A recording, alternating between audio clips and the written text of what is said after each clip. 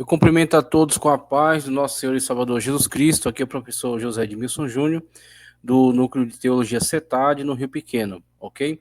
Estamos dando início agora à nossa aula magna na matéria que está denominada Religiões e Seitas, que era antigamente denominada Heresiologia, tá certo? E agora traz a nomenclatura de Religiões e Seitas. Então peço para que você esteja atento. Vamos percorrer todo o material, fazendo um resumo, fazendo um apontamento, né, de tudo aquilo que é discutido, e assim a gente possa fixar o conhecimento, ok? Já compartilhamos ao longo do mês aulas gravadas, tá certo? Videoaulas. Você já leu o material e agora a gente vai fazer um trabalho caminhando ao longo de todo esse conteúdo para que a gente possa fazer a devida fixação do conhecimento, ok? Então, matéria de religiões e seitas, na parte da introdução, o primeiro parágrafo, o autor nos diz: há 3.000 anos começaram a se formar as principais filosofias e religiões que organizaram as visões de mundo ou as cosmovisões do homem contemporâneo. Alguns filósofos, como o alemão Karl Jaspers, dão a essa época o nome de era axial. Essa terminologia diz respeito a eixo. Foi, portanto, quando o homem começou a buscar o seu eixo, ou segundo Jaspers, quando passamos a prestar atenção em nós mesmos. Então é interessante a maneira como ele inicia essa matéria, e ele vai percorrer aí um comentário um pouco mais estendido, falando acerca das diferentes religiões e suas manifestações, e nós vemos, de modo geral, então partindo sempre de uma abordagem um pouco mais geral para uma abordagem mais específica, nós observamos que já há muito tempo na história, tá certo? Uma época bastante remota, bastante antiga, mais de 3.000 anos antes de Cristo. Lembrando que estamos 2.025 anos depois de Cristo. Então recua aí mais de 5.000 anos de história atrás, né? 5.000 anos de história passada. O homem, então, ele é compelido a essa grande busca, tá certo?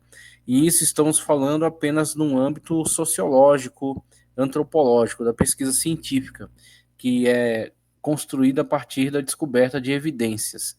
Então, a arqueologia, ela vai desenterrando artefatos, alguns deles ligados a algum tipo de ritualística, algum tipo de culto, algum objeto totêmico, algo que está relacionado à espiritualidade. E devido a essas escavações e a forma de datação que eles adotam, eles então estabelecem essa data recuada na história para o início em que você tem evidências, né, onde apontam as evidências desse grande desenvolvimento da religiosidade ou da espiritualidade, ok? Então, quando a gente olha para essa situação, nós percebemos que, de modo geral, a humanidade está em busca do contato com o divino, do contato com o sagrado, com o sobrenatural. E ela o faz por diversos meios. Então, ela vai, ao longo das suas múltiplas sociedades, culturas, comunidades, vai buscar algum tipo de contato com o sobrenatural por diferentes vias, ok? Então é isso que a gente tem observado de modo geral, fazendo essa primeira abordagem e constatando a grande necessidade do ser humano, da humanidade, desse contato, dessa aproximação com o sagrado, com o divino, com o sobrenatural, tá? Em tela você tem a chamada árvore evolutiva dos mitos e religiões, onde eles tentam colocar de uma forma visual diferentes épocas da história e os desenvolvimentos de determinadas manifestações religiosas dentro de vários contextos, tá? Então você tem aí várias partes do mundo e as diferentes manifestações de religiosidade que estão atreladas a esses inúmeros contextos, tá? Então isso aí apenas nos dá um quadro geral, tá certo? Com relação a essa expressão da religiosidade da humanidade. Então é a grande busca, é o grande anseio, é o grande desejo, tá certo? Essa busca pelo contato com Deus, o contato com o divino, com o sagrado, com o sobrenatural, com o espiritual, com aquele que está para além da realidade, além da materialidade além da humanidade, tá certo? Então é esse grande anseio que leva então a humanidade de modo geral a implementar diversos tipos de estratégias, diversos tipos de ações. Então nós vamos estudar para termos um conhecimento um pouco mais ampliado com relação a essas diferentes vias que foram tomadas e sempre visando que nós não estamos,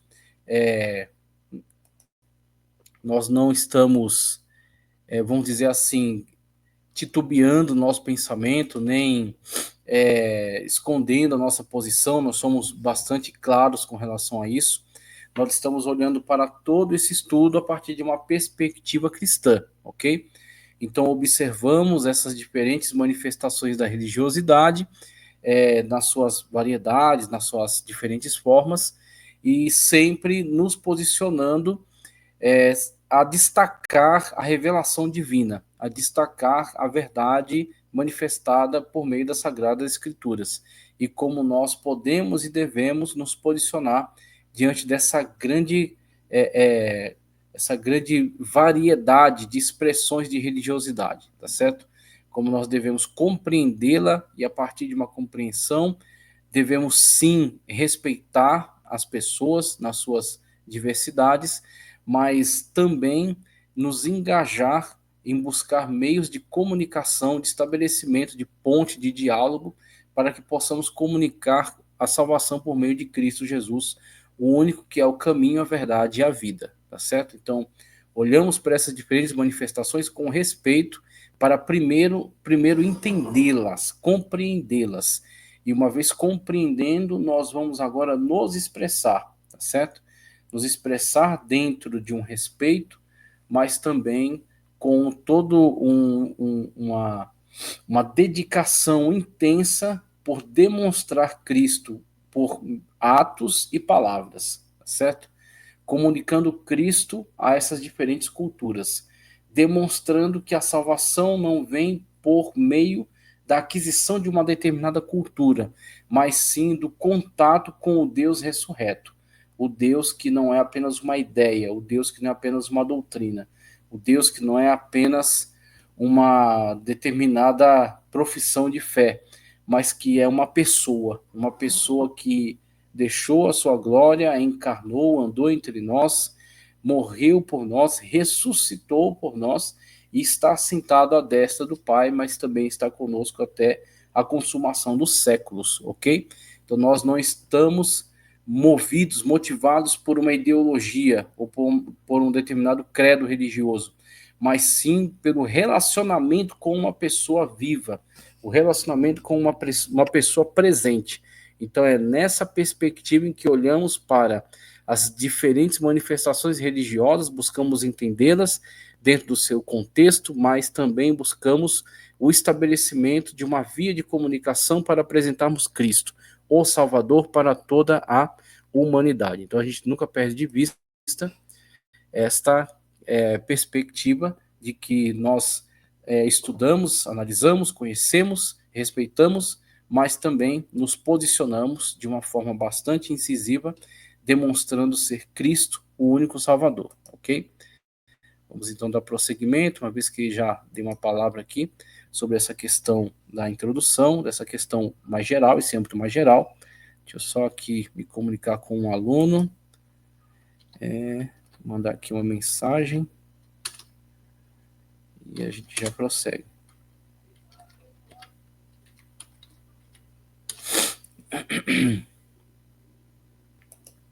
Vamos lá.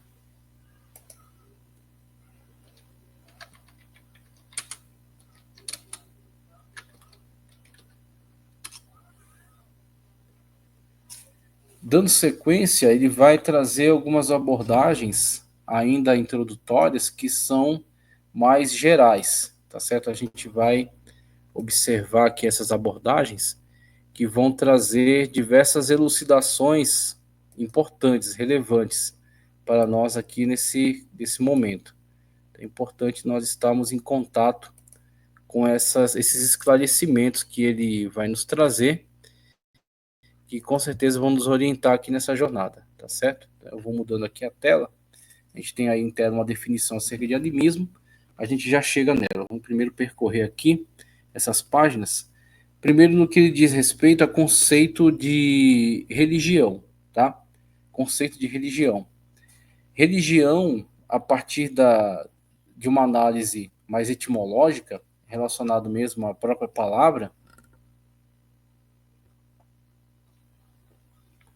nós temos tanto uma conceituação como releitura, e releitura no sentido de ter reverência e ter respeito pelo que se está fazendo diante da divindade.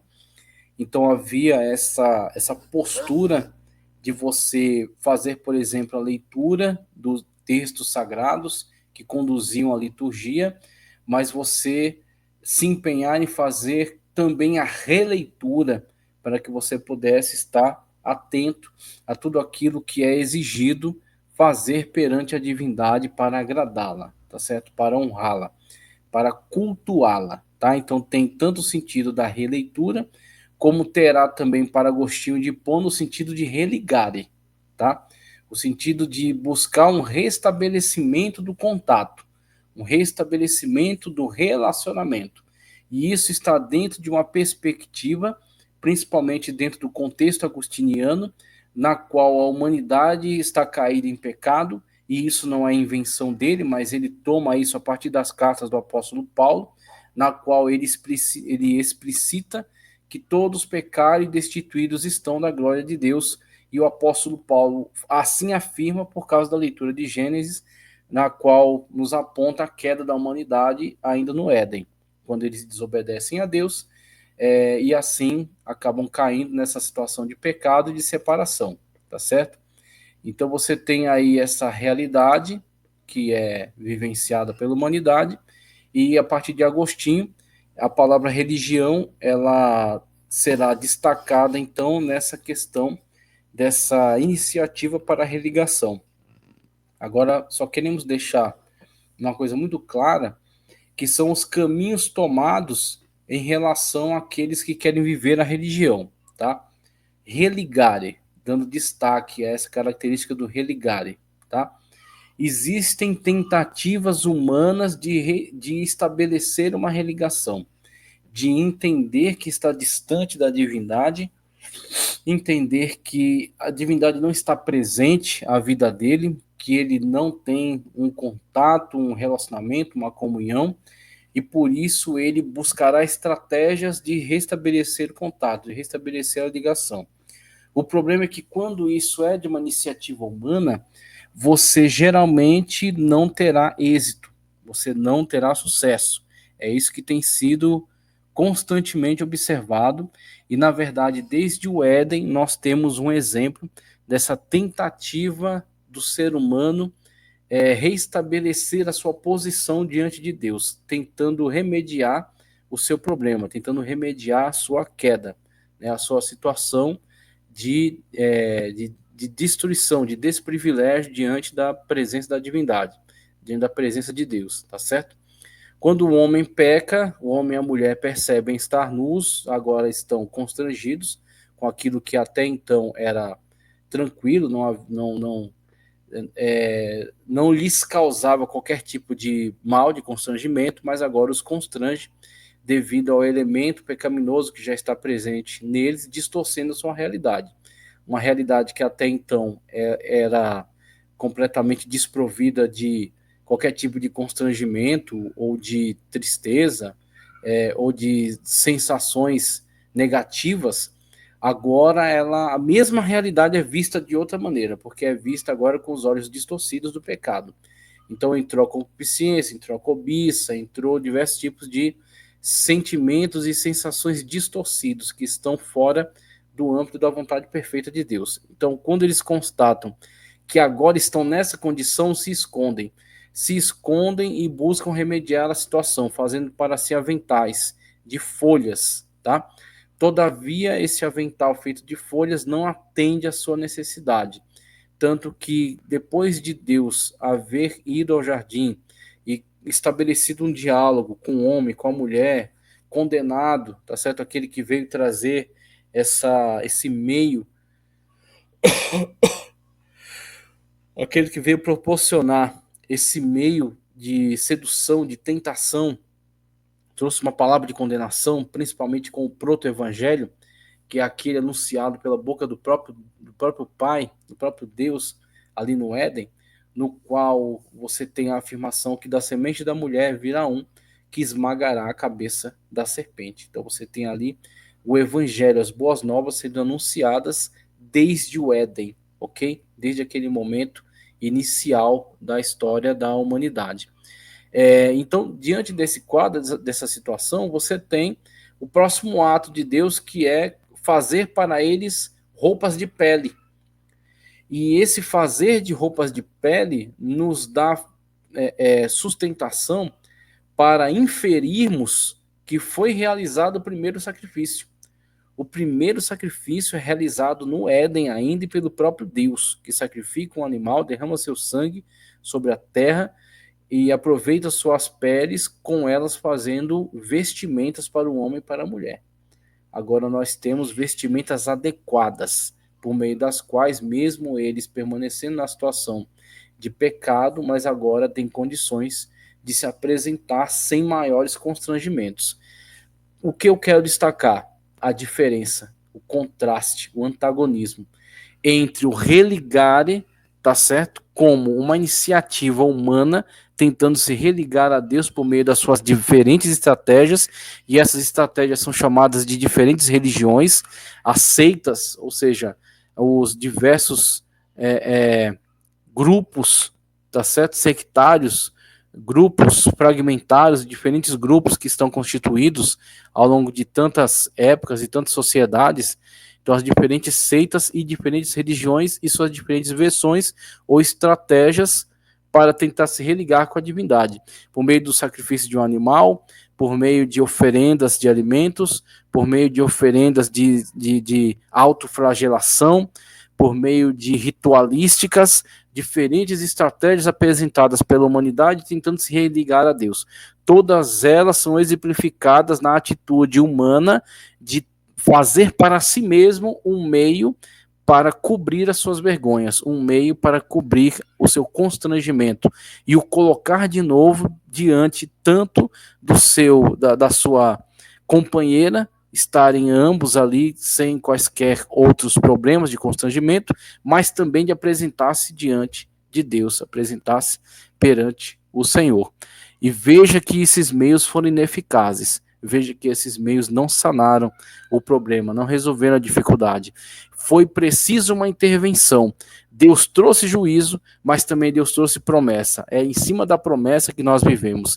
É ao juízo que nós tomamos como alerta para seguirmos agora por um caminho que foi apontado, que foi indicado pelo Senhor, para que nós possamos, a maneira como devemos estar vivendo diante dele. Foi nos dado uma palavra de juízo, mas também uma palavra de misericórdia e de salvação, de restauração. Essa que alimenta a nossa esperança. Da semente da mulher virá um que esmagará a cabeça da serpente. E foi nos dado vestimentas para que nós nos apresentamos sem quaisquer constrangimentos, sem quaisquer impedimentos. Essas vestimentas são resultado do primeiro sacrifício, de alguém que entregou a sua vida, alguém que teve seu sangue derramado para trazer agora uma cobertura, trazer agora um conforto, um restabelecimento de posição para esses que estão caídos em pecado. É para mim a maior exemplificação, a maior tipificação do sacrifício de Cristo Jesus na cruz do Calvário. Quando a religião humana cai, falha, é ineficaz, ineficiente, e o próprio Deus intervém, trazendo o juízo, mas também a palavra de esperança, de restauração, e não somente isso, realizando um ato sacrificial, por meio do qual o sangue inocente é derramado e as vestes são agora entregues, vestes de santidade, vestes adequadas para que o homem e a mulher pudessem estar tanto diante um do outro, como também perante a majestade divina, apresentando-se agora diante de Deus. A verdadeira religião vem de Deus para nós. A verdadeira e única religião é a revelação. Ela vem do céu, ela vem de Deus para nós. Somente o Senhor pode restabelecer esse contato. Somente o Senhor pode restabelecer essa comunhão, pode restabelecer essa fé. Todas as tentativas humanas são fracassadas. Todas as tentativas humanas são inúteis. Os homens tentam inventar diversos meios pelos quais busquem restabelecimento com o divino e caem sempre em enganos demoníacos, enganos satânicos, ok? Ficam presos então nessas armadilhas e vão vivendo sua vida de forma enganosa. Somente em Cristo há possibilidade de se chegar até a Deus. Eu sou o caminho, a verdade e a vida, ninguém vem ao Pai senão através de mim. Aquele que foi profetizado ainda no Éden, aquele que esmagou a cabeça da serpente, que com o seu sacrifício trouxe a nós restabelecimento, restituição da nossa posição diante de Deus, ok? Então essa é a primeira verdade que eu queria destacar quando falamos aqui acerca de conceito de religião, essa questão do tanto a releitura quanto o religare. Ele vai adiante trazendo aqui elementos que compõem a religião. Aí ele fala acerca de doutrina, tá? Doutrina ou crença. Essa abordagem dele aqui sobre doutrina ou crença, ela vai nos conduzir principalmente na diferenciação que temos que estabelecer entre certos usos e costumes que são adotados por nós, na nossa denominação. Nós temos que fazer essa diferenciação entre os chamados usos e costumes, que são algo que é concordado dentro de determinada denominação, como um meio correto de se servir a Deus, de se apresentar diante da majestade divina. Então é um combinado dentro desse pequeno grupo. Mas a doutrina não é usos e costumes, e usos e costumes não é doutrina, tá? Usos e costumes é algo local, doutrina é algo universal. A doutrina é revelada, os usos e costumes são concordados. Então é um grupo que concorda com a prática daqueles usos e costumes. A doutrina não, a doutrina é revelada. Ela vem de Deus para nós. A doutrina é a correta afirmação da verdade revelada nas Sagradas Escrituras, tá certo? Que vai produzir o dogma. Então o dogma é exatamente o entendimento, tá certo? O correto entendimento daquela verdade que está presente na Sagrada Escritura, que constitui uma doutrina. Por exemplo, a doutrina da Trindade. Deus é Pai, Filho e Espírito Santo, mas não são três deuses, e sim um só Deus em essência, tá certo? Então são três pessoas, mas uma só essência. A doutrina da encarnação do Verbo. Jesus Cristo veio em carne, esteve entre nós, morreu na cruz do Calvário, mas ressuscitou e foi assunto ao céu e está assentado no trono, ok? A doutrina do arrebatamento. A igreja será arrebatada pelo Senhor e Salvador Jesus Cristo. Ele vai voltar para nos levar para perto de si. São doutrinas, elas estão todas fundamentadas na revelação divina das Sagradas Escrituras e elas são universais. Ela vale aqui, vale no Japão, vale na ilha de Fiji, vale lá na Patagônia, tá certo? Vale lá em Nova York, vale em qualquer lugar. Ela é doutrina, ela é universal. Ela está fundamentada na correta interpretação das Sagradas Escrituras, tá? Então, isso é doutrina, diferente de pode usar barba, não pode usar barba, deve usar gravata ou não precisa usar gravata, pode adotar determinados símbolos ou vestimentas ou não deve se adotar, não seria correto. Isso são usos e costumes, isso é um combinado dentro de um determinado grupo local.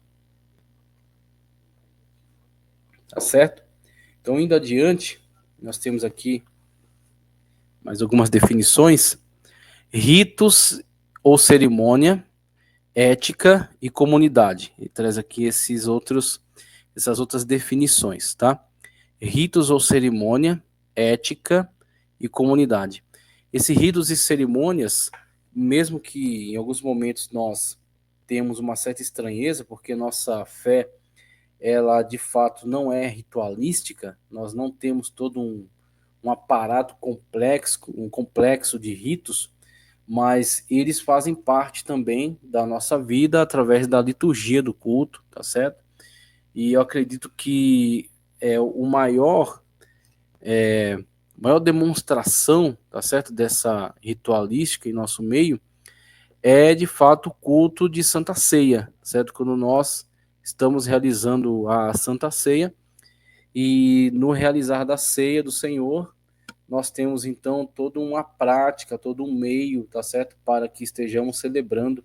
E esse meio foi construído a partir da observação que nós fazemos do antigo ritual estabelecido entre os judeus, chamado Pessach, tá? O Pessach, entre os judeus, que foi celebrado primeiro no Egito, e falava acerca do juízo de Deus sobre aquele lugar, sobre aquela terra, e a libertação do seu povo, quando o seu povo foi liberto daquele cativeiro no Império Egípcio, tá? Então Deus realizou ali um grande juízo e o povo recebeu um grande livramento, né? Uma libertação. Então eles foram libertos ali daquele cativeiro e antes disso celebraram o Pessach, um cordeiro que foi tomado, foi assado dentro daquela casa, o sangue foi colhido, passado nos umbrais na verga da porta, todos estavam vestidos de forma pronta para sair apressadamente, comeram, tá certo, aquela refeição em família, partilharam, né, daquela refeição e ao partilhar daquela refeição e estarem todos unidos dentro das suas casas, estavam em cumprimento à ordenança que foi dada pelo Senhor, que aquele cordeiro deveria ser assado, comido por inteiro por aquela família e com ervas amargas e sem nenhum resquício de fermento naquela casa. Então você tem todas essas prescrições que foram adotadas, que foram sendo celebradas de geração em geração até chegar à época de Cristo, quando ele celebrará então o Pessach. Durante a celebração do Pessach, ele estabelecerá a ceia do Senhor. Ele toma o pão e diz: esse pão que é partido por vós é o meu corpo, fazer isso em memória de mim. Também o cálice, semelhantemente tomando o cálice, disse: esse cálice é o novo sangue, é o sangue da nova aliança do Novo Testamento, que é derramado por vós. Então você tem aí esse memorial, façais isso em memória de mim. Então quando nós participamos da Santa Ceia ou da Ceia do Senhor, nós o fazemos em memória da morte de Cristo, do sacrifício de Cristo por nós, tá certo? E assim fazendo, estamos reforçando a nossa fé, estamos reforçando a nossa participação na obra de Deus, nossa participação no ato sacrificial do Senhor Jesus Cristo, mantendo sempre a memória, nunca se esquecendo do preço que foi pago, nunca se esquecendo daquilo que ele fez por nós.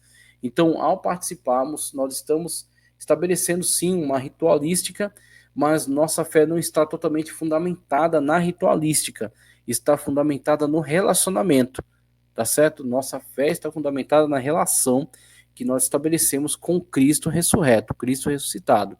Agora, claro que durante as celebrações, os cultos, haverá uma ordem, haverá uma liturgia, haverá uma ritualística, uma certa ritualística que é tranquilamente admitida. O problema é que, na questão da ritualística, algumas pessoas, alguns cultos, alguns grupos vão excessivamente longe, dando extremo valor a esses atos ritualísticos, né, estabelecendo até certos livros que tratam somente disso, certos códigos, e acabam então imergindo, né, nesse tecnicismo, como se só pelo fato de realizarem esse determinado ato ritualístico, isso conferisse a eles algum tipo de poder, algum tipo de controle sobre a realidade, sobre a natureza, sobre o divino, só porque ele veio a realizar corretamente aquele ato ritualístico.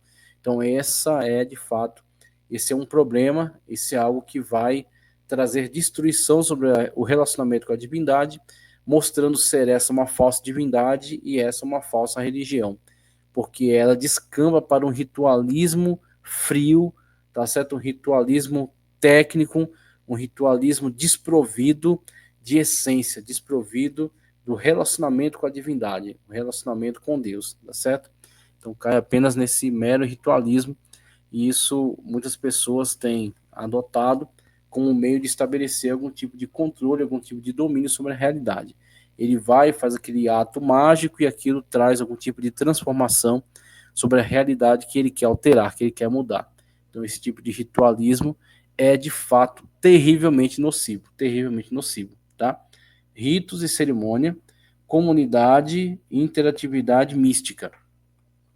Comunidade, dentre esses integrantes aí daquilo que é entendido como religião. Então, a comunidade ou a comunhão, tá? A comunhão. Essa comunhão, ela mostra para nós que o relacionamento dentro de um âmbito religioso, ele pode vir a se constituir, e nós com certeza temos observado isso, tá certo? É só você estar atento, você percebe esses sinais. Ele vem a constituir muitas das vezes um elo que se torna um elo até mais forte do que certos elos familiares, tá? O elo estabelecido dentro de uma prática ritualística e dentro de uma determinada comunidade, o viver dessa comunhão entre essa comunidade, muitas das vezes, estabelecem vínculos mais fortes do que os vínculos familiares. Claro que cada coisa tem o seu lugar. Então, os vínculos familiares, muitas das vezes, eles não são tão intensos, mas eles são perenes. Então, uma coisa que está vinculada ao sangue, né? Então, integrantes daquela família. Muitas das vezes eles não têm afinidade. Os gostos não batem, as opiniões não batem, eles não conseguem conviver em paz, de forma pacífica. Então, muitas das vezes, o convívio é muito escasso. As vezes em que se visitam são muito raras. Só que passando o tempo que passar, eles sempre terão essa noção de que são parentes, de alguma forma. São tios, são primos, são sobrinhos, são pai e filho, tá certo? São netos, de alguma corrente, algum elo, alguma ligação haverá. De tal modo que muitas das vezes, mesmo não havendo afinidade, mesmo não havendo um companheirismo, tá certo? Um convívio, mesmo passando muito tempo, mas diante de uma situação de extrema necessidade, busca-se os parentes. Quem são os parentes? Quem pode se responsabilizar por tal pessoa? Quem pode trazer auxílio e amparo a determinada pessoa? Então, esses são os vínculos familiares. Mas é interessante porque, paralelamente a isso, existe a comunidade. Existem os vínculos por afinidade. Afinidade, talvez não de temperamento. Muitas das vezes você tem numa grande comunidade pessoas com temperamentos e com histórico de formação muito antagônicos, ok? Mas elas, se estão vivendo a intensidade da sua fé e a comunhão dentro do grupo, elas são capazes de apagar essas diferenças, de esquecer as diferenças, de apagar as arestas, tá? E buscarem os meios mais eficazes de conviverem, de estarem unidos na mesma causa, estarem unidos no mesmo propósito, compartilharem da mesma fé. Essa é a comunhão que está presente dentro da comunidade, a koinonia, ok? E ela é um vínculo extremamente forte. Então você tem pessoas que não são parentes, têm origens diferentes, tá certo? Mas convivem entre si, se respeitam, se amam e estão compartilhando uma história. Preocupam-se entre si, ajudam-se entre si, se socorrem entre si. Muitas das vezes as pessoas contam de uma forma muito mais confiante numa pessoa com quem ela tem um vínculo de fé do que muitas das vezes alguém que tem apenas um vínculo de parentesco, mas não tem nenhum tipo de afinidade maior. Então isso é interessante, isso acontece e nós temos constantemente visto este fenômeno, o fenômeno da comunhão e a formação da comunidade religiosa, né? Como ela de fato ela estabelece, né, um vínculo extremamente forte. Isso é para bem e para mal. É para bem quando de fato estão vivendo a sua fé de uma forma lúcida, quando estão em contato com Deus verdadeiro, tá certo? Vivendo uma fé verdadeira e quando estão vivendo isso de uma forma inteligente, de uma forma consciente. Porque infelizmente existem muitos que estão vivendo essa comunhão, dentro dessa comunidade, mas na verdade de uma maneira completamente distorcida, vivendo isso dentro de um ambiente de coerção, um ambiente de manipulação, um ambiente de pressão. E isso tem levado pessoas à destruição. Nós temos visto aí diversas seitas heréticas que levam pessoas à destruição devido às manipulações que têm engendrado. Então, alguns líderes que são carismáticos, que exercem um magnetismo sobre as outras pessoas e sabedores disso, muitas das vezes são pessoas que têm de fato a intencionalidade de distorcer a realidade ao seu favor e assim manipular pessoas por diversas estratégias, seja pelo medo, seja pela sedução, tá certo? Seja pelas promessas que faz, ou por toda uma mística com a qual se revestiram, de que são profetas, de que fazem revelações, de que trazem curas espirituais. Então se revestem de uma mística para serem atrativos dessas pessoas, e quando essas pessoas forem atraídas a ele, ele abusará delas. Ele disporá delas da maneira que bem entender. Então temos aí um grave risco de pessoas que estão inseridas numa comunidade, mas perderam o controle, perderam a consciência, perderam a análise sobre aquilo que estão fazendo.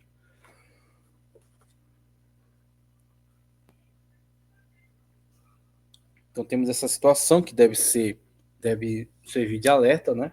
Essa realidade perigosa, essa realidade difícil que tem sido vivenciada por muitas pessoas. Nós temos visto aí diversos exemplos, como Jim Jones, tá certo? Alguém que manipulou uma grande comunidade e levou seus membros ao suicídio devido às técnicas de manipulação e aquilo que ele fez o seu grupo acreditar de que aquele era o caminho para uma redenção, tá certo? Bem como David Koresh, que se posicionou dessa maneira, se colocou como o Messias escolhido, ordenou até que as pessoas jogassem fora suas Bíblias, porque ele era a palavra de Deus revelada, e assim fazendo, conduziu pessoas também à destruição por meio dessas manipulações. Então você tem aí o grave risco de você adentrar uma comunidade dessa, mas perder o controle, o domínio sobre as informações, sobre aquilo que tem sido comunicado. Tá certo? Quando você se deixa levar pelas argumentações e você cai para dentro de um fanatismo desse, se deixando dispor da maneira que bem entenderem. Então aí você se apresenta para fazer tudo aquilo que o líder ordenar, sem qualquer tipo de análise sobre aquilo que está sendo pedido, sobre aquilo que está sendo ordenado, sem fazer qualquer tipo de juízo sobre tudo aquilo que está sendo colocado, né? Então você tem aí um grave risco quando pessoas vulneráveis estão imbuídas dentro desses grupos, se tornam presa fácil. Se tornam presa fácil da manipulação, ok?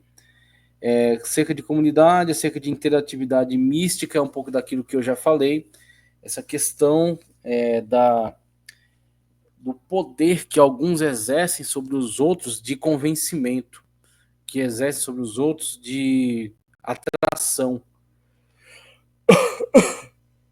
e conseguem levá-las a entregarem totalmente as suas vidas, tá certo? E não apenas entregar sua vida a Cristo para servir a Deus, mas entregar as vidas a uma organização, a um líder, para que ele disponha delas como bem entender. Esse é certamente um grave risco, tá certo? Aí temos formas religiosas. Então ele traz para nós primeiro algumas formas primitivas, dentre elas a que está exposta aí, para que você observe: o animismo, ideologia ou crença de acordo com a qual todas as formas identificáveis da natureza, animais, pessoas, plantas, fenômenos naturais, possuem alma. Então esse animismo não é de animal, mas de ânima, tá? De alma, animismo, que dá alma a todas as coisas. E dentro dessa perspectiva do animismo, que é uma perspectiva de religiosidade bastante primitiva, você tem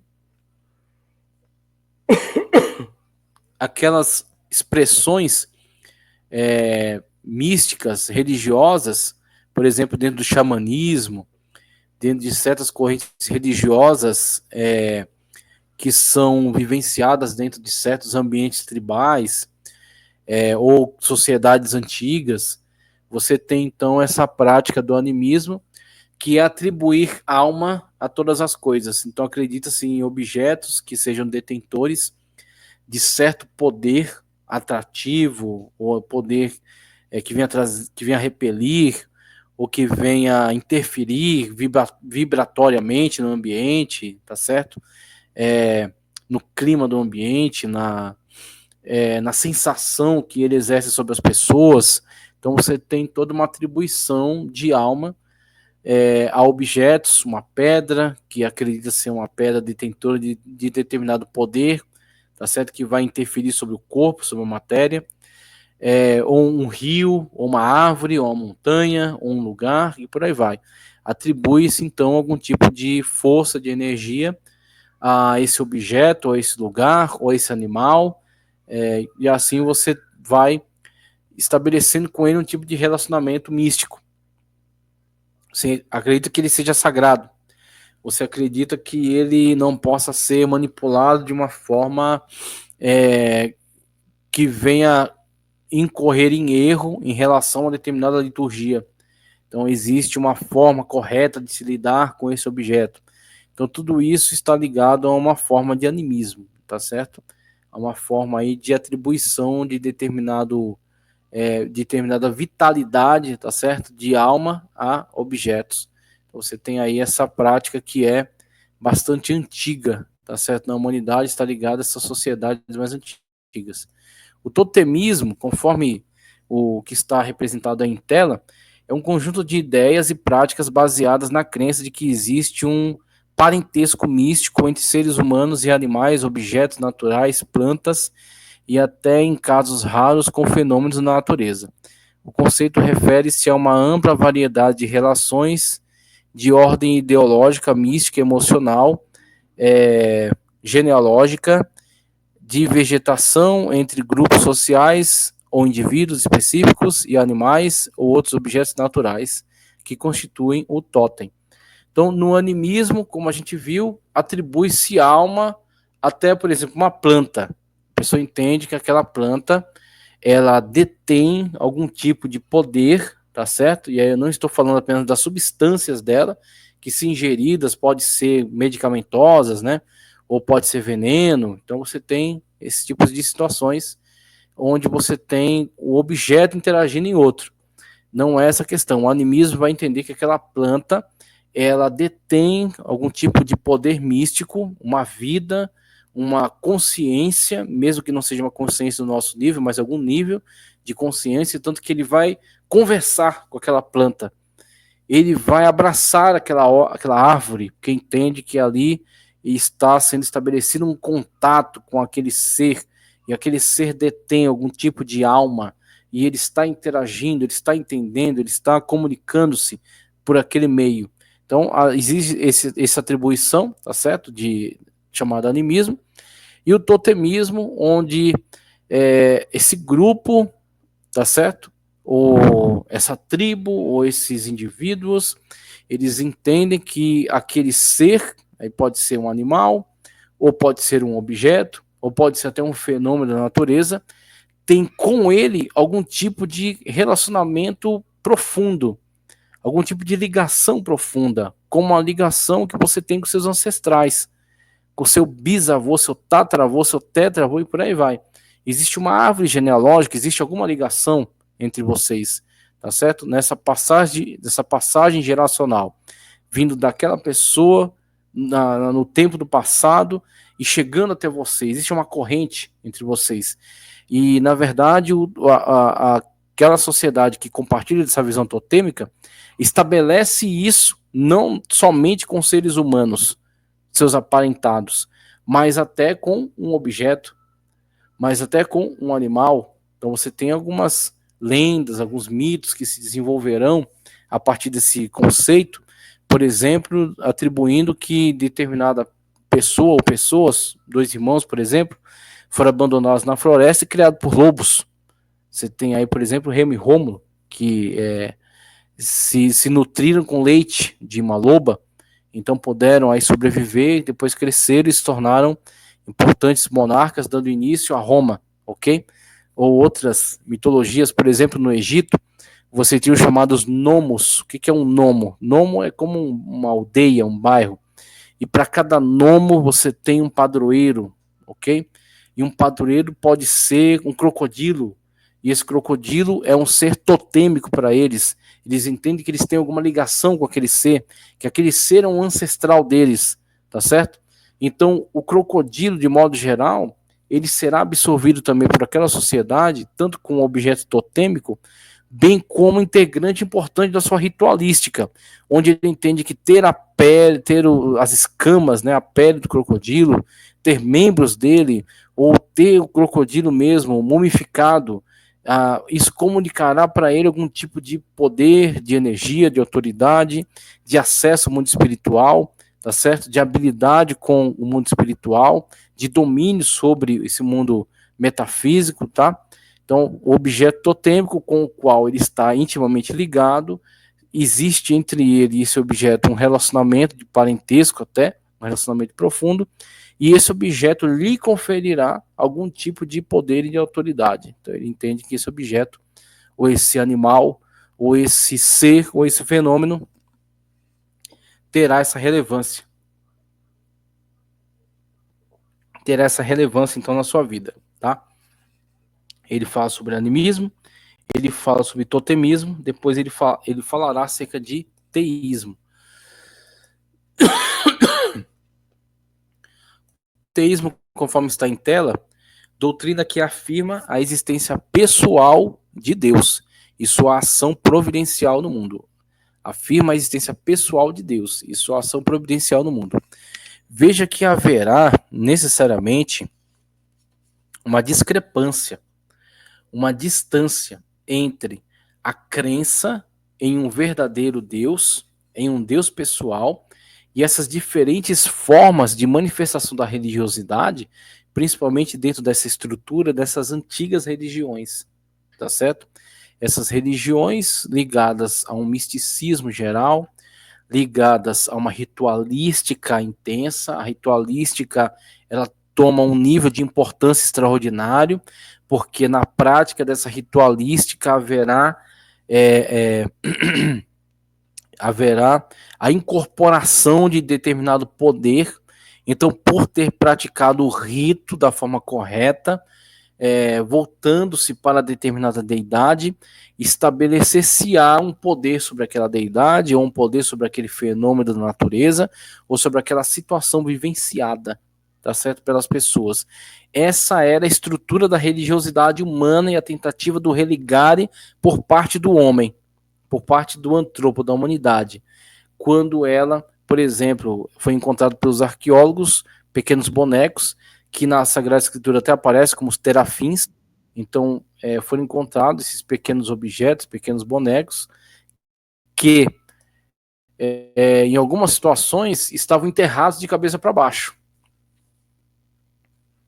Então você tem ali algumas manifestações. Pode ser um animismo, que aquele objeto é detentor de uma alma, é detentor de algum tipo de poder místico, e você, ao realizar esse ato sobre ele, você está lhe causando algum tipo de desconforto, e ao causar esse desconforto, você exercerá algum tipo de manipulação sobre a natureza, coagindo aquele ser místico a promover para você algum tipo de bênção, livramento, ação, algum tipo de intervenção. Então existe essa crença, ou existe até uma crença totêmica, onde a pessoa acredita que aquele objeto representa uma ligação importante entre aquela comunidade e aquele ser, tá certo?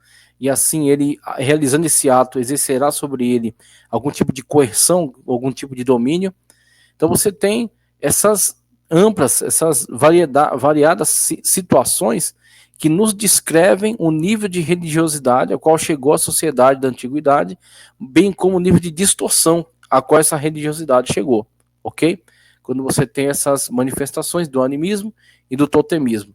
E quando você observa tudo isso, no geral, de uma forma a olhar essas manifestações nas suas diferentes versões, nas diferentes sociedades que as adotam e as diferentes práticas, tá certo, que adotam, você perceberá facilmente, rapidamente, o contraste entre toda essa religiosidade xamânica, indígena, ancestral, antiga, ritualística, animística, totêmica, você verá a grande diferença entre todo esse misticismo, essa tentativa de manipulação sobre a natureza, essa tentativa de coerção sobre seres espirituais, tá certo?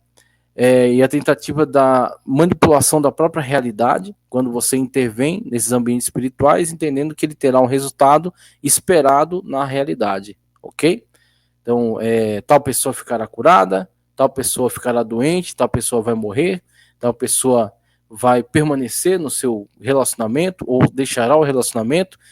Todas essas intervenções sobre a realidade que são entendidas a partir de uma perspectiva mística como passível de manipulação a partir de uma ritualística, a partir de determinada prática ritualística. Esse é o misticismo, tá? Esse é o misticismo, o ocultismo, o misticismo.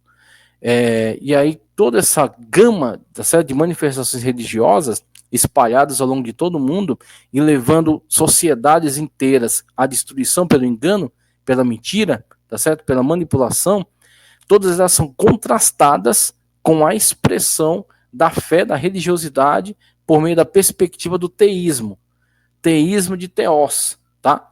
E esse teós, esse teísmo, ele será expressado aqui como uma doutrina que afirma a existência pessoal de Deus e sua ação providencial sobre o mundo. Então, escapando de toda essa gama de probabilidades, possibilidades, invenções, teorias e tudo mais, onde a humanidade ou determinado grupo específico dela, ou pessoas individuais, tá certo, que se entendem com um poder de magnetismo sobre as pessoas e as coisas, todas elas serão contrastadas com a realidade indicada pela revelação divina acerca do teísmo, acerca da existência, acerca da providência realizada e da manifestação, tá certo, de um Deus pessoal, a manifestação de um Deus que não está misturado com a sua criação. Uma coisa é Deus, outra coisa é a sua criação. Um Deus que é uma pessoa, e quando digo que é uma pessoa, não estou dizendo que ele é de carne e osso, porque ele não precisa, ele não demanda esse tipo de mecanismos para a reação, para a interação. Não precisa de um braço, não precisa de uma perna, não precisa de um olho, não precisa de um corpo, não precisa de nenhum desses elementos que são típicos para aqueles que estão presos dentro do tempo e do espaço. Estão ligados ao âmbito material, ok? Então, Deus é este ser pessoal, sem necessitar de corpo, uma vez que é espírito, ok? Ele é uma pessoa, e sendo uma pessoa, interage-se com ele, por isso que dobram-se os joelhos e dirigem a ele oração. Falam com Deus, mesmo Deus sendo onisciente, onipresente, onipotente, sabendo todas as coisas de antemão, mas dobra-se os joelhos e fala-se com Deus. Externa-se para Deus as suas necessidades, anseios, arrependimentos, alegrias, projetos, perspectivas, sonhos. Externa-se para Deus tudo isso, porque entende-se que ele é alguém, que ele é uma pessoa, que ele está, tá certo? Em um lugar. E ao mesmo tempo que ele está em um lugar, a sua presença não é contida em um determinado lugar, porque ele é onipresente, a sua presença pode ser sentida por qualquer pessoa em qualquer lugar, desde que entre em comunhão com ele, que é uma pessoa, tá certo? Então você tem aí o teísmo e a afirmação que contrasta com toda essa realidade que está ao nosso redor. Deus é uma pessoa, tá certo? E Deus se manifesta por meio da revelação da sua palavra, por exemplo. Se manifesta espiritualmente também. E aquele que se relaciona com Deus tem o pleno conhecimento de que Deus é soberano e nós não. De que Deus é eterno e nós não. De que Deus é todo-poderoso e nós não.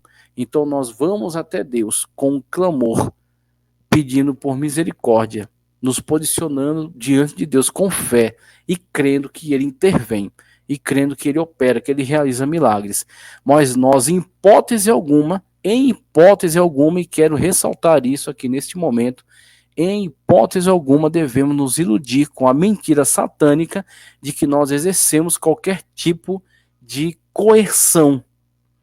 E aí muitos têm errado nisso, entendendo que porque entregou o dízimo, porque realizou uma boa obra, porque se dedica, porque é pontual, porque é constante, pensam que estão adquirindo cumulativamente alguma coisa em relação a Deus ou ao mundo espiritual.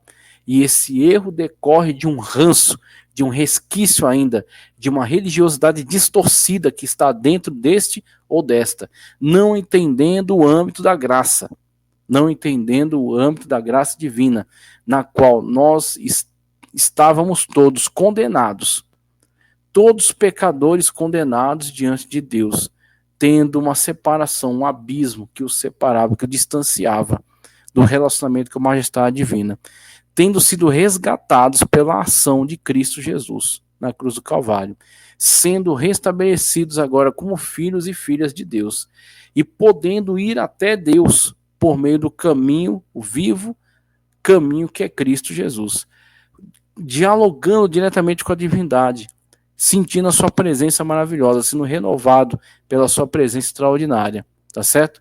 E a partir daí, se posicionar como servos e servas de Deus, clamando a Ele por misericórdia, por intervenção, crendo que Ele pode agir querendo, e é soberano para não agir se não quiser, e impor o seu plano sobre o nosso, ok? Então nós temos aí essa interação que eu posso dizer, posso chamar que é uma interação adulta, é uma interação de uma fé madura, uma fé de uma pessoa que já perdeu as ilusões, perdeu os falsos entendimentos e entende que Deus é Senhor, tá certo? E que Deus é um ser, sendo um ser, ele tem amor, manifesta amor, ele se ira, tá certo? Ele se alegra, ele ouve, ele responde, ele intervém ou ele não intervém de acordo com a sua vontade soberana, tá certo? Sabendo aquilo que é melhor para nós e agindo dentro dessa perspectiva, desse plano maior, ok? Plano maior que se estabelece sobre o nosso plano menor. Nosso plano, então, é submetido aos planos perfeitos de Deus. Então, eis aí um relacionamento teísta, onde você crê em Deus, Deus é espiritual, mas por ser espiritual, ele não deixa de ter presença e realidade entre nós e intervir na história da humanidade e com o qual nós nos relacionamos, ok? Não apenas decoramos formas ritualísticas para tentar estabelecer algum tipo de coerção, algum tipo de domínio, de manipulação, de modo algum, de forma nenhuma. Nós entendemos ser servos e servas de Deus e nós vamos até Ele pelo caminho da oração e clamamos a Ele pedindo pela sua intervenção, aceitando a sua decisão. A decisão de sim e de não. Ambas as decisões são bênção de Deus para nós, ok? Temos aí o que é a fé teísta, crer num Deus pessoal, ok? Que nos distanciará de todas essas demais expressões da religiosidade humana.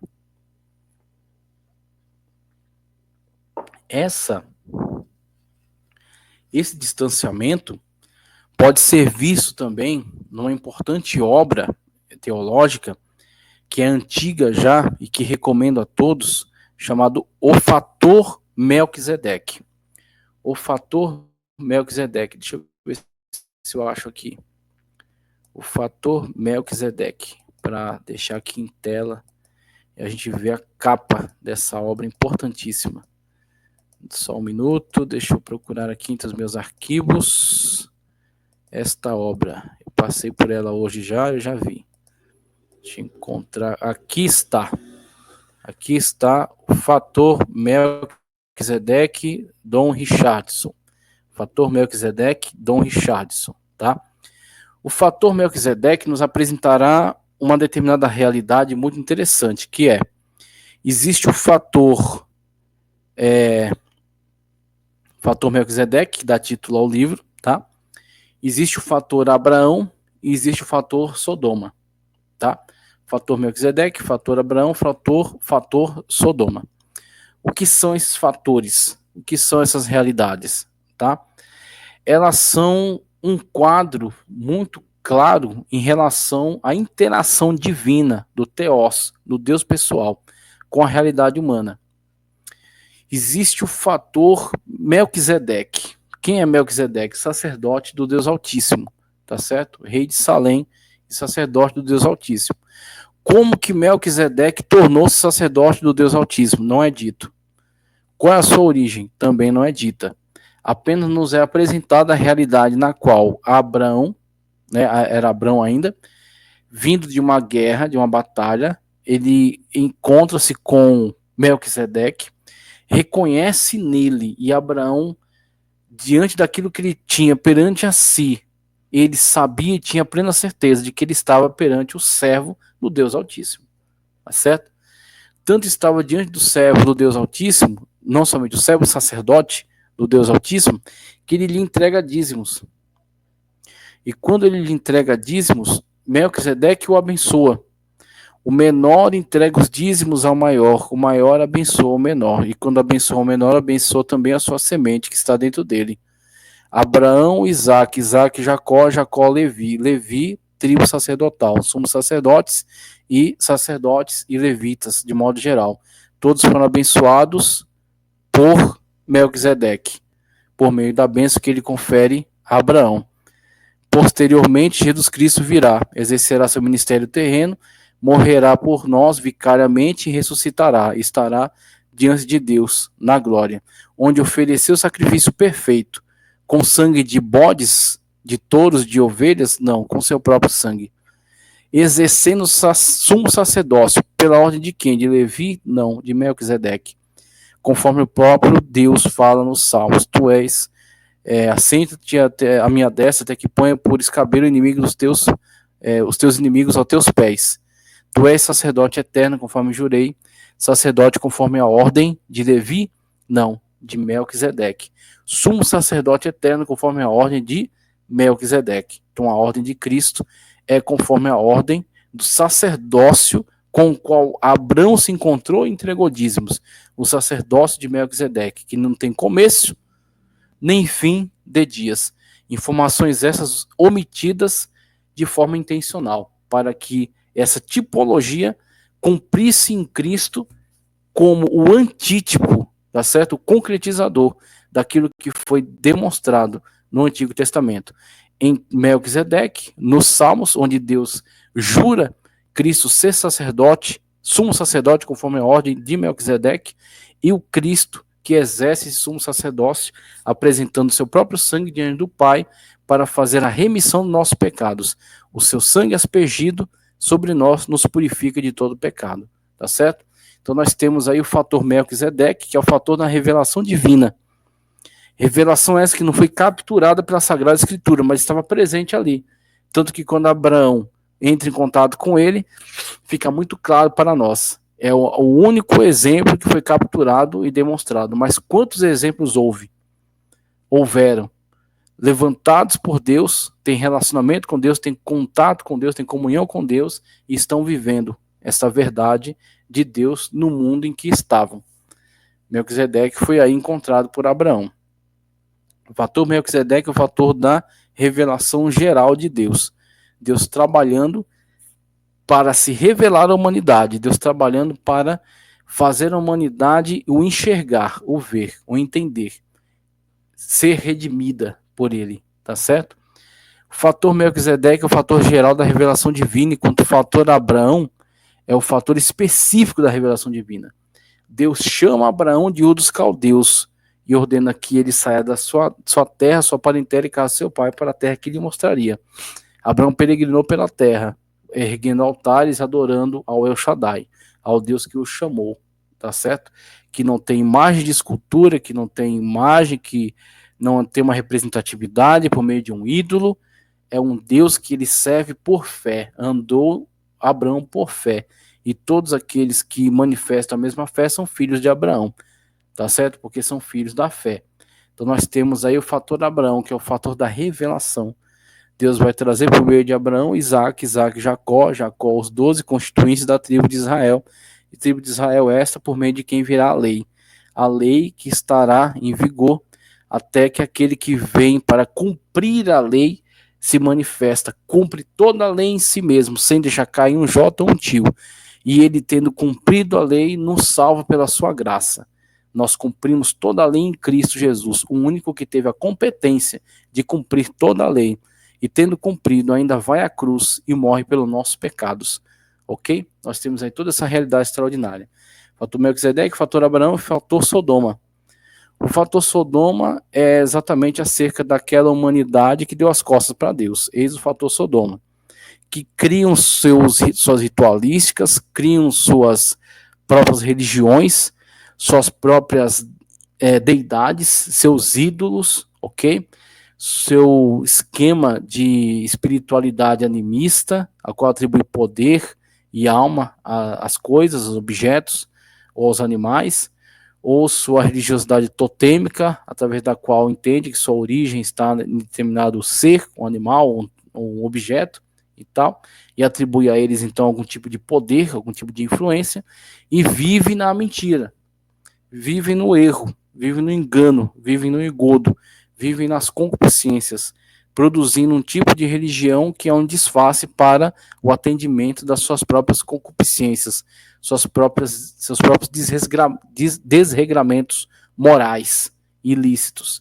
Eles vivem então dentro dessa religiosidade, conforme era demonstrado por meio do profano culto a Moloque, onde crianças eram sacrificadas vivas, o culto a Baal Peor, onde o ato sexual desregrado, desenfreado, desordenado, era praticado em orgias como meio de promover a fertilização do solo da terra, por meio das orgias praticadas pelos seres humanos, feitos em objeto, perante essa deidade, essa divindade, essa falsa divindade, ok? Então temos esses cultos distorcidos, esses cultos profanos, esses cultos carnais, esses cultos motivados por uma intencionalidade má, pecaminosa, da concupiscência, da carne, dos olhos e a soberba da vida, como disse João, ok? Esse tipo de manifestação de religiosidade é chamado fator Sodoma. Então eu quero fechar essa aula introdutória nisso aqui, nessas grandes definições que eu acabei de apresentar, porque o próximo tópico ele passa para as grandes religiões, tá? As grandes religiões. Aí a gente vai gravar mais uma aula para que a gente possa dar prosseguimento aqui a essa matéria. Essa matéria é bastante extensa, então a gente vai dividir ela, tá? Então a gente tem mais um encontro aí para falar dentro da matéria de religiões e seitas e tratar aqui acerca da temática grandes religiões. Eu queria só compartilhar com vocês mais um quadro, que é quadros de definição. São interessantes aqui, ó, o fator Melquisedeque, revelação geral, fator Abraão, revelação especial, e fator Sodoma, revelação deturpada, tá? Então esse quadro aqui, que é ilustrativo. Somente mais alguns, deixa eu encontrar aqui, que a gente fecha a aula falando acerca deles. Deixa eu ver aqui. Algumas definições aqui. Então vamos lá, algumas definições. Vamos fazer a leitura dessas definições e encerrar a aula nisso aqui. Heresia, o que é uma heresia? Ofensa ou desrespeito a uma religião, doutrina contrária aos preceitos estabelecidos pela igreja. Ok, é uma definição.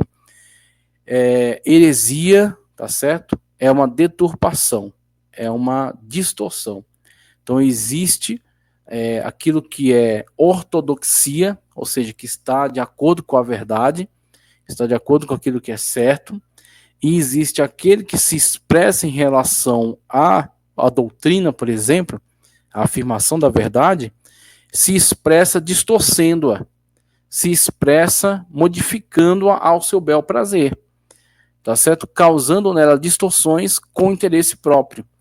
Esse que a distorce, que distorce a doutrina, que atenta contra a ortodoxia, a correta afirmação da verdade, tá certo? Verdade esta que está presente na doutrina, aquele que a distorce produz a heresia, é chamado heresiarca. E ele produz a heresia, e a heresia é a distorção, tá? Então temos aí o conceito de heresia, vamos ver também o conceito de seita. O que é heresia? Temos uma definição maior, veja só. Do latim aeresis, por sua vez do grego airesis, tá? Escolha ou opção, é a doutrina ou linha de pensamento contrária ou diferente de um credo ou sistema, de um ou mais credos religiosos que pressuponham um sistema doutrinal organizado ou ortodoxo. A palavra pode referir-se também a qualquer deturpação de sistema filosófico instituídos, ideologias políticas, paradigmas científicos, movimentos artísticos e outros. A quem funda a heresia dá-se o nome de heresiarca, tá certo? Outra definição que eu quero trazer para fechar a aula: seita.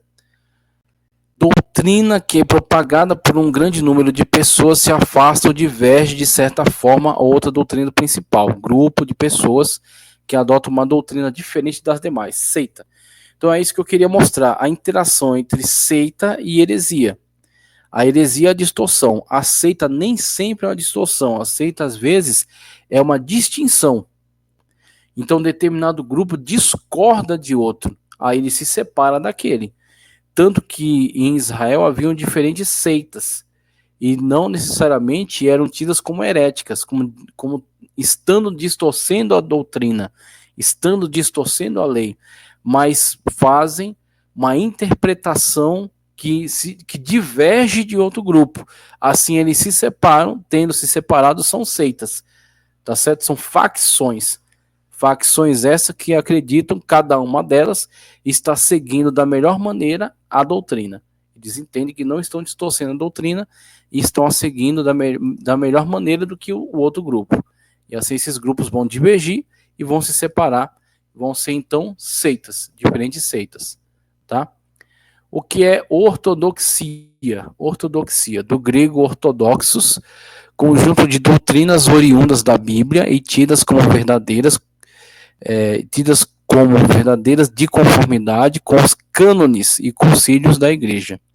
Ortodoxo, verdadeiro, certo, que se acha de acordo com a palavra de Deus e com os cânones e concílios estabelecidos pela igreja. Então temos aí a ortodoxia, que é exatamente essa afirmação que está de acordo com a verdade, tá? Então está de acordo com aquilo que foi estabelecido, aquilo que foi entendido dentro daquilo que é a verdade revelada, que se expressa para nós de uma forma doutrinal, se expressa para nós como uma doutrina, tá?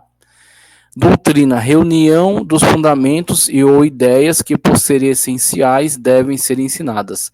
Reunião dos preceitos básicos que compõem um sistema religioso, político, social e econômico. Então a doutrina condensa. A verdade está presente ali naqueles cânones, naqueles textos autoritativos, revelados, que são aceitos. As verdades estão ali espalhadas nos cânones. A doutrina sintetiza a verdade, diz, olha, essa é a verdade em relação a esses textos, Jesus Cristo é Deus. Essa é a verdade em relação a esses textos. Existe vida espiritual. Essas são as verdades em relação a esses textos. Deus é um só. Então é uma doutrina. A doutrina condensa a verdade que está fundamentada ao longo das páginas dos cânones, dos textos autorizados, dos textos revelados, dos textos aceitos, tá? Isso aí é a doutrina. Deixa eu ver aqui mais alguma definição. Não, ótimo, aqui já está bom. A gente então encerra por aqui essa parte geral, tá? A gente está encerrando por aqui essa parte geral da aula de religiões e seitas e a gente vai retornar para dar continuidade a essa matéria. Eu vou conversando com vocês para a gente ver a melhor maneira da gente dar prosseguimento aqui à nossa matéria, tá? De religiões e seitas. Matéria de religiões e seitas, tá? Então eu quero encerrar por aqui essa aula. O tempo já está bem avançado, né? Temos aí quase 11 horas da noite. Encerrar agora e logo que possível a gente retoma e dá continuidade à nossa matéria de religiões e seitas. Muito obrigado pela sua presença até o final da aula. Deus continue te abençoando poderosamente em Cristo Jesus. Amém. Muito obrigado.